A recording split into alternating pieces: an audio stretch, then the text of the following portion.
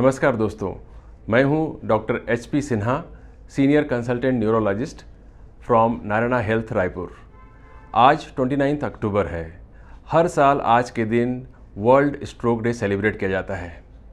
इसलिए किया जाता है ताकि लोगों में ब्रेन स्ट्रोक के बारे में एक अवेयरनेस फैले, जागरूकता फैले। इसकी ज़रूरत इसलिए है क्योंकि हर साल करीब 12 मिलियन मतलब करीब 1.25 करोड़ लोगों को स्ट्रोक हो जाता है। और ये जानकर आपको हैरानी होगी कि इनमें से करीब 90% स्ट्रोक्स प्रिवेंटेबल होते हैं, मतलब इन्हें रोका जा सकता है।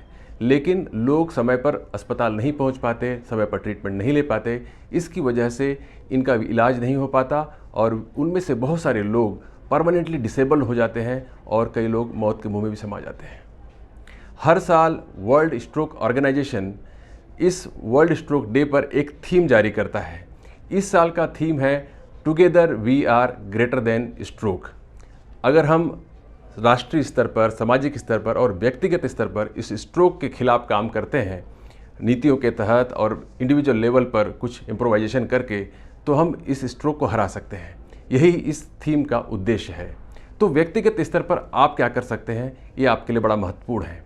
व्यक्तिगत स्तर पर आप जो स्ट्रोक है उसके लक्षणों को पहचानना आपके लिए बड़ा ही महत्वपूर्ण है, क्योंकि अगर आप लक्षणों को सही समय पर पहचान लेते हैं तो सही समय पर आप मरीज को अस्पताल पहुंचा सकते हैं, स्वयं को अस्पताल पहुंचा सकते हैं अगर आपको स्ट्रोक अटैक आता है तो कौन कौन से वे लक्षण हैं, इसे हम एक छोटे से एक्रोनीम के जरिए याद रख सकते हैं, जिसे हम कहते हैं बी फास्ट, BEFAST। बी मतलब बैलेंस। अगर आपका बैलेंस अचानक खराब होने लग जाए, एक हाथ या पैर लड़खड़ाने लग जाए, तो समझना चाहिए कि आपको शायद स्ट्रोक का अटैक आ रहा है। ई का मतलब है आई। अगर आपको डबल दिखाई पड़ने लग जाए अचानक ही, या आपकी आंखों की रोशनी अचानक ही कम हो जाए, तो समझना चाहिए कि ये शायद स्ट्रोक का लक्षण है। एफ का अर्थ है फेस। अगर चेहरा एक तरफ टेढ़ा हो जाए, या अगर आप पानी पिएं या खाना खाएं तो खाना एक तरफ से ड्रूल हो जाए बाहर की तरफ, तो समझना चाहिए कि शायद स्ट्रोक है। ए का अर्थ है आर्म। अगर हाथ में अचानक ही कमजोरी हो जाए, हाथ नीचे की ओर गिरने लग जाए या आप उठाने में असमर्थ हो जाएं, तो यह भी स्ट्रोक का लक्षण हो सकता है। एस मतलब स्पीच। अगर जुबान लड़खड़ाने लग जाए या आप बिल्कुल बोलने में असमर्थ हो जाएं, या आपको दूसरों की बातें समझ में ना आए, तो भी समझना चाहिए कि शायद ये स्ट्रोक का लक्षण है। फिर अंतिम अक्षर जो है वो है टी। टी मतलब time. Time is very very important. इसलिए कहा जाता है कि स्ट्रोक के संदर्भ में टाइम इज़ ब्रेन। टाइम बहुत ही कीमती है, क्योंकि एक मिनट के साथ ही लाखों सेल्स ब्रेन के ख़त्म हो जाते हैं अगर खून की सप्लाई ब्रेन के अंदर बाधित हो गई हो तो। इसलिए बिना किसी देरी के आपको मरीज को तत्काल ऐसे अस्पताल में लेकर जाना है जहां पर न्यूरोलॉजिस्ट की सुविधा उपलब्ध हो, जहां पर CT स्कैन या MRI की सुविधा उपलब्ध हो। और अगर अस्पताल स्ट्रोक रेडी अस्पताल है, जहां पर स्ट्रोक मैनेजमेंट करने का तजुर्बा है, तो ये अस्पताल ज़्यादा उपयुक्त होता है। तो आपको ऐसे अस्पताल में तुरंत ही मरीज को लेकर जाना चाहिए और वहाँ पर जो थ्रोम्बोलिसिस है, जो थ्रोम्बेक्टमी का ट्रीटमेंट है, वो मरीज को दिलवाना चाहिए।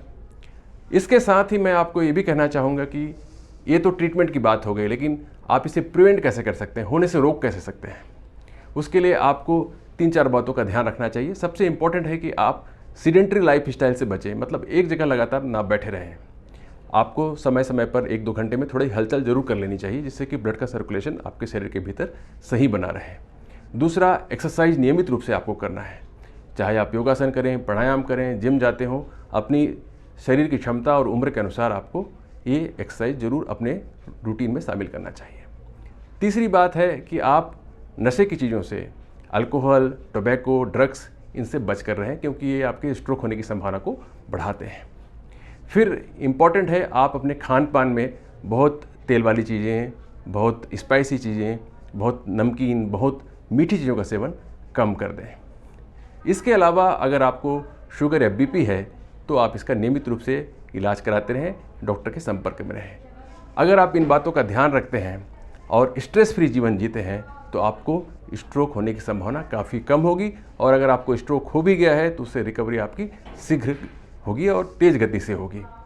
तो आज इस वर्ल्ड स्ट्रोक डे पर मैं आपसे यही कहना चाहूँगा कि आप अपनी दिनचर्या नियमित रखें, स्ट्रेस फ्री रहें और लोगों को इसके बारे में अवेयर करें, ताकि अधिक से अधिक लोग इस स्ट्रोक से बच सकें और किसी को स्ट्रोक अगर हो तो उसका इलाज समय पर हो सके। बहुत बहुत धन्यवाद।